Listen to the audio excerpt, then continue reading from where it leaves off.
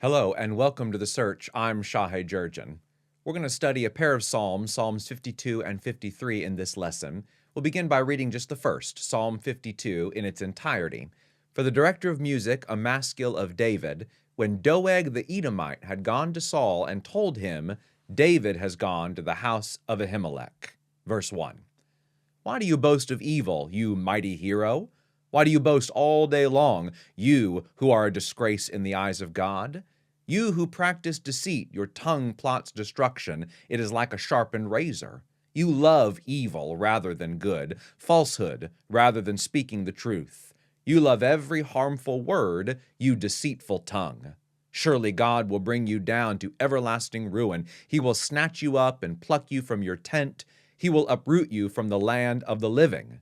The righteous will see and fear. They will laugh at you, saying, Here now is the man who did not make God his stronghold, but trusted in his great wealth, and grew strong by destroying others.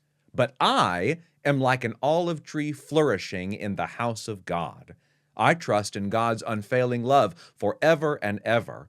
For what you have done, I will always praise you in the presence of your faithful people, and I will hope in your name, for your name is good. We'll take a line from that last section as the title of this study, Flourishing in the House of God.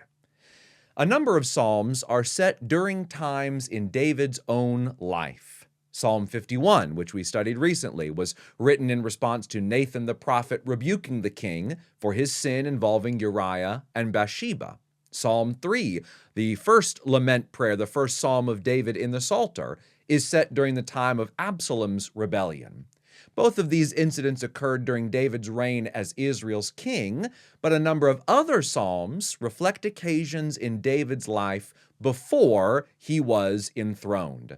Psalm 34, for example, was written about a time when David was afraid. He had fled Jerusalem after King Saul turned against him and decided that his safest course was to seek harbor among the Philistines. Abimelech, the ruler of the Philistines, was obviously apprehensive about having an Israelite commander in his town, so David, fearing for his life, pretended to be insane so that the Philistines would not feel threatened by his presence. Now, that particular incident where David pretended to be a madman occurred just after David and his band visited the tabernacle. In 1 Samuel 21, David is just beginning his flight from Saul. He traveled to Nob, where the priests lived. David and his men were hungry, so Ahimelech, not to be confused with Abimelech, the Philistine leader, Ahimelech the priest, agreed that they could eat the ceremonial bread from the tabernacle, even though technically only the priests were supposed to eat that bread. Ahimelech saw the urgency and desperate need in David, and so he decided that while it was normally unlawful for them to eat, in this case it was permissible, considering all of the unique circumstances. Now, unfortunately, David and his men were not the only people visiting Nob that day. Now, one of Saul's servants was there that day, detained before Yahweh. He was Doeg the Edomite, Saul's chief shepherd. 1 Samuel 21 and verse 7. After this, David left for Gath to hide among the Philistines, as I mentioned earlier, and Doeg the Edomite, well, he returned to Saul. King Saul was sitting among his soldiers, fuming about the son of Jesse, when his trusted shepherd brought him this news. 1 Samuel 22, verses 9 and 10. I, Saul, the son of Jesse, come to Ahimelech, son of Ahitub at Nob.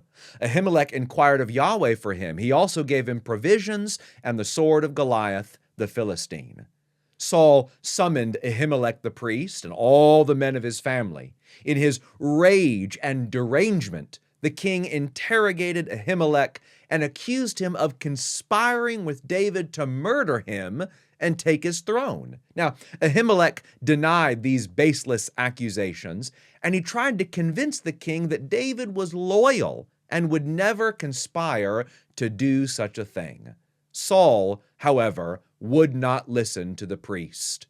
But the king said, "You will surely die, Ahimelech, you and your whole family."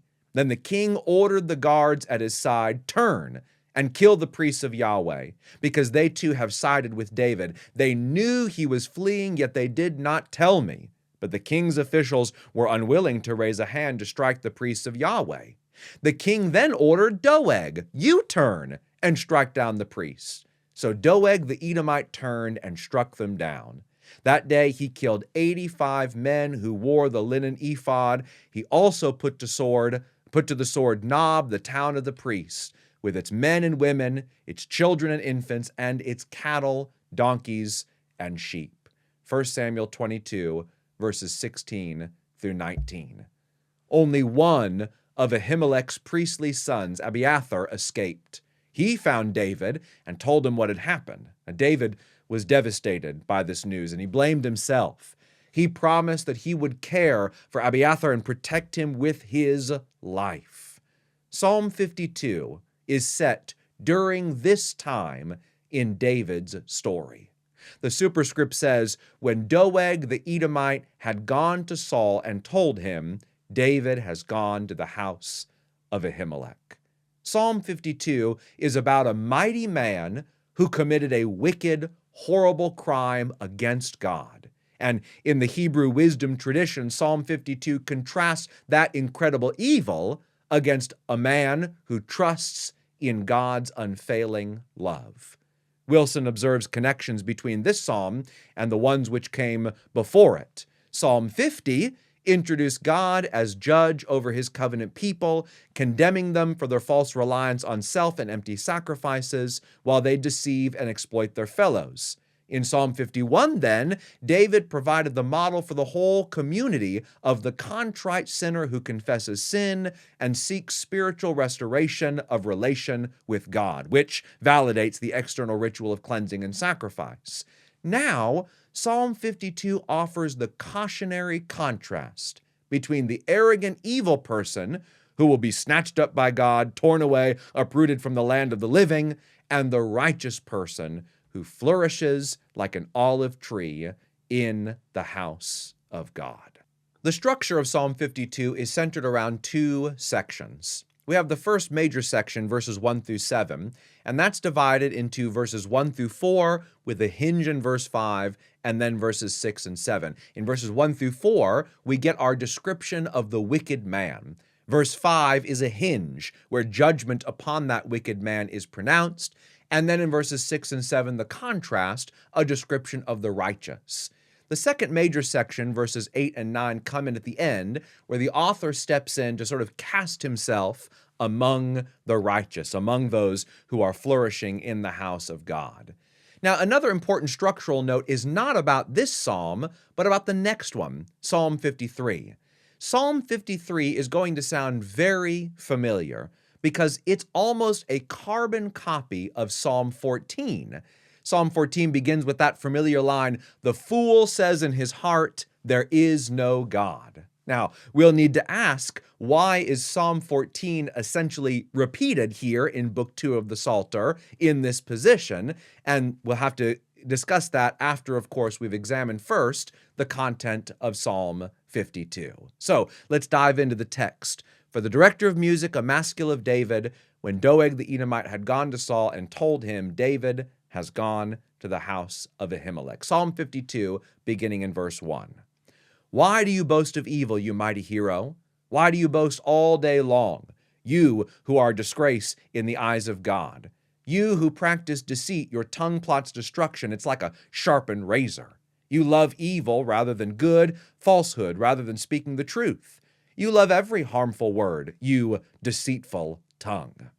Some translations sort of soften the first line by saying mighty man instead of mighty hero, but I think the point is intended to be ironic. If Doeg is the character being described here, then we can imagine that he was someone who really genuinely thought of himself as the hero of his own story.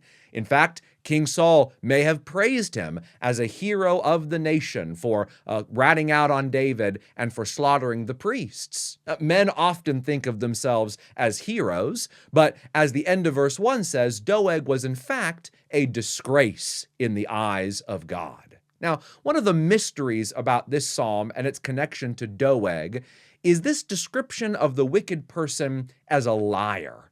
You who practice deceit, you love falsehood rather than speaking the truth, you deceitful tongue.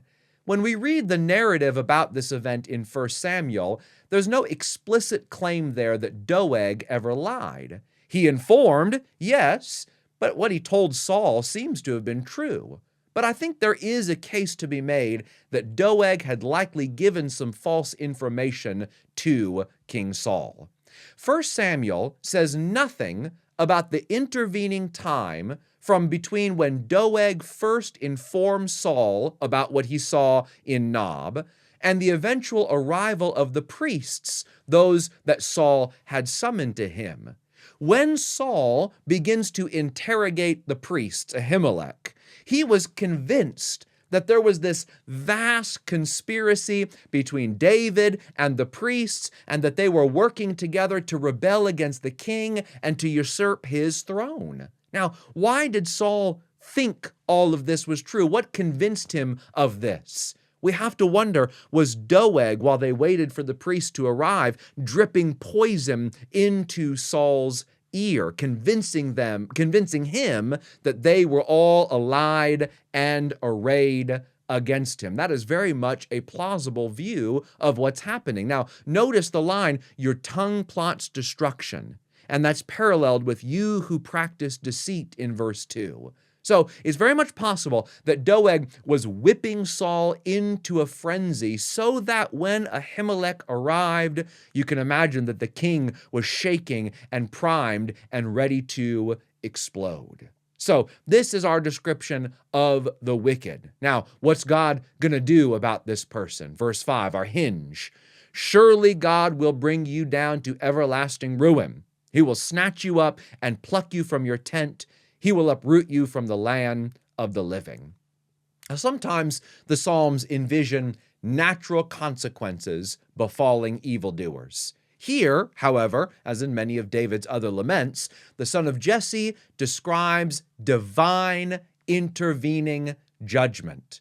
The pronouncement is stated with great confidence, surely God will bring you down to everlasting ruin. Well, how will God do this?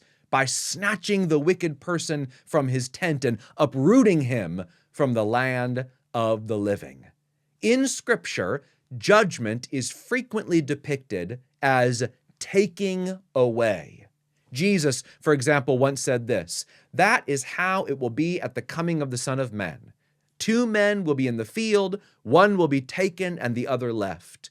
2 women will be grinding with a handmill. One will be taken and the other left. Matthew 25, verses 39 through 41. Now, unfortunately, many have misrepresented this passage, believing that being taken away is good and being left behind is bad. And this idea stems from the rapture theology, which believes that God will take the righteous away into heaven while a period of tribulation falls upon the earth. However, the context of this statement from Jesus makes it clear that actually being taken away is the undesirable state. You don't want to be taken away. And we see that very clearly here in verses 38 and 39 of Matthew 25. For in the days before the flood, people were eating and drinking, marrying and giving in marriage, up to the day Noah entered the ark. And they knew nothing about what would happen until the flood came and took them all away. This is how it will be at the coming of the Son of Man. Those condemned by God were taken away by the waters of the flood, while Noah and his family were left behind. And so Psalm 52 describes judgment in this way, as being taken away from your tent and taken away from the land of the living. We have a similar statement in an earlier lament psalm, Psalm 9 and verse 6. Endless ruin has overtaken my enemies. You have uprooted their cities. Even the memory of them has perished. So back to our psalm, Psalm 52. We've seen an introduction and description of the wicked. Presumably Doeg is the chief archetype, or the chief character here in that description. Verse 5 pronounces judgment upon the wicked, and now we get the contrast in verses 6 and 7. The righteous will see and fear. They will laugh at you, saying, "Here now is the man who did not make God his stronghold, but trusted in his great wealth and grew strong by destroying others." The righteous are witnesses. They're witnesses of God's judgment upon the wicked in verse 5, and when they see this occur, they will revere God's power. Then, David writes, they're going to mock the wicked. Now, remember that this wicked person, presumably Doeg, had bragged about his evil acts. You have to suspect that Saul probably paid him a handsome reward for doing what his own soldiers had refused to do, raise up a sword against the priests. Rather than trust in God, Doeg sought power, wealth, and prestige through the destruction of the innocent. In the last two verses, David, the author of the character of David, joins the fray. But I, the writer says, am like an olive tree flourishing in the house of God. I trust in God's unfailing love forever and ever. For what you have done, I will always praise you in the presence of your faithful people, and I will hope in your name, for your name is good. A flourishing tree is the image used in the very first psalm to describe those who delight in and meditate on the teachings of Yahweh. David specifies that he is flourishing in God's house. Now, this might be one of the few times that house of God is not a reference to the Jerusalem temple. It seems likely here that we're having a contrast between David's flourishing in the realm or domain that belongs to God versus the wicked who are plucked out of their tents and taken away for judgment. The righteous mocked the wicked for trusting in wealth rather than God. So David again contrasts himself by stating that he trusts in God's unfailing love forever and ever. There are many features of this psalm that really sound reminiscent of Psalm 23, which concludes with these words, "You, Yahweh, prepare a table before me in the presence of my enemies. You anoint my head with oil. My cup overflows. Surely your goodness and love will follow me all the days of my life, and I will dwell in the house of Yahweh forever." And again, this may be one of the few times where house of Yahweh is referring to the realm that belongs to Yahweh rather than its more specific reference to the Jerusalem temple. Remember, David made a promise to God in Psalm 51 in his penitential prayer. If the Lord would forgive him and restore him, he asked in Psalm 51:15, "Open my lips, Lord, and my mouth will declare your praise." So, how does David conclude Psalm 52? "For what you have done, I will always praise you in the presence of your faithful people, and I will hope in your name, for your name is good." Golden Gay offers this summary of Psalm 52's message. The psalm concerns the objects of our exalting and our trust. On one side, there is trust in power and wealth, which combined with deceit seem to make all things possible. The psalm overtly challenges people who think that way, but covertly, it addresses people who lack power and wealth and are the victims of that deceit. They are invited to keep trusting in God's commitment and to let their membership in the community of the committed be one without irony. Living in the company of God and of God's people means they can thrive. Now, having considered Psalm 52, we need to go back to a question we posed earlier about Psalm 53.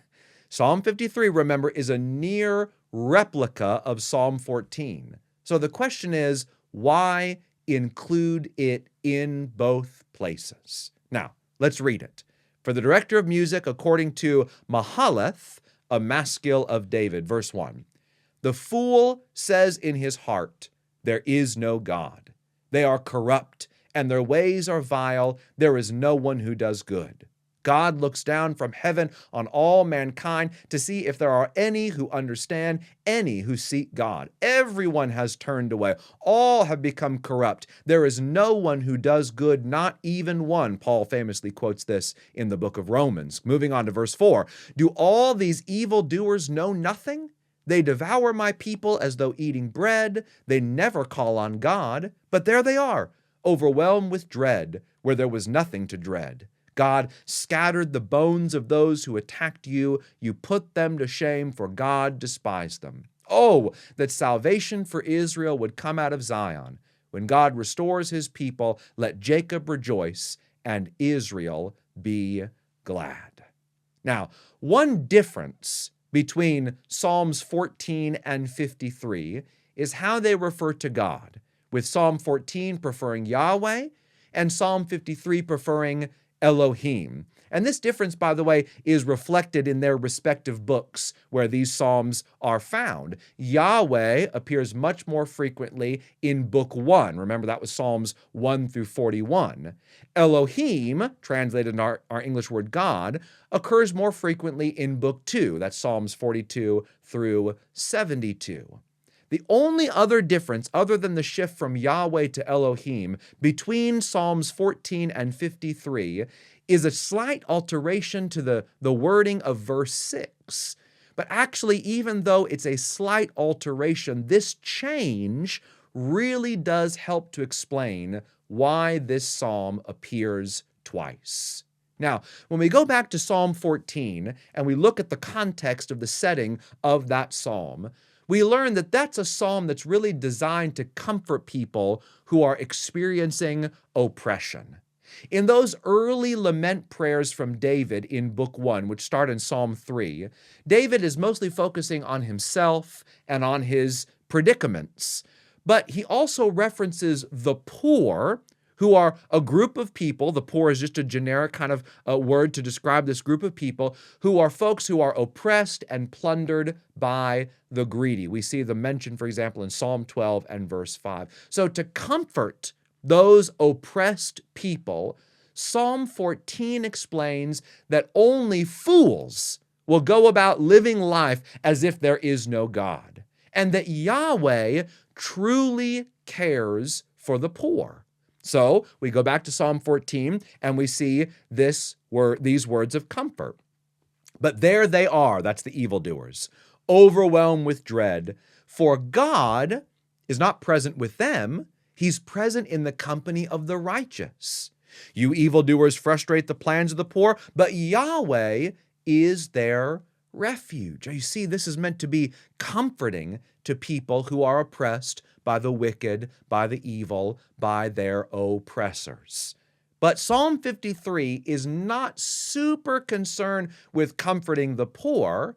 Rather, it's more concerned with judgment, particularly the judgment that will come upon the wicked people like Doeg. So here we see the shift. The first line is the same, but there the evildoers are overwhelmed with dread, and then we get the change, where there was nothing to dread.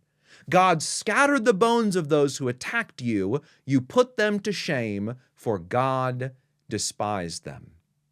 Both Psalms 14 and 53 are designed to enhance the psalms which immediately precede them.